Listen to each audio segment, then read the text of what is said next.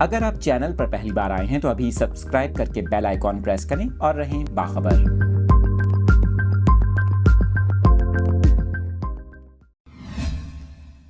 آپ کو بتا رہے ہیں اسلام آباد میں مسلم لیگ نون کے رہنماؤں خواجہ سعد رفیق اور حنیف عباسی کا کچھ خواتین کے ساتھ آمنا سامنا ہوا، جس میں کافی تلخ کلامی ہوئی، ہاتھا پائی بھی کی گئی۔ آپ کو بتائیں مبینہ طور پر اب اس واقعے سے متعلق ایک ویڈیو منظر عام پر آئی ہے۔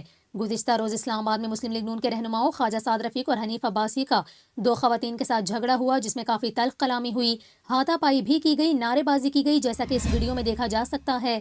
آپ کو بتائیں سوشل میڈیا پر یہ دعویٰ کیا گیا کہ اسلام آباد کے سیکٹر F6 میں لیگی رہنما حنیف عباسی اور خواجہ سعد رفیق کے ساتھ دو خواتین کا جھگڑا ہوا۔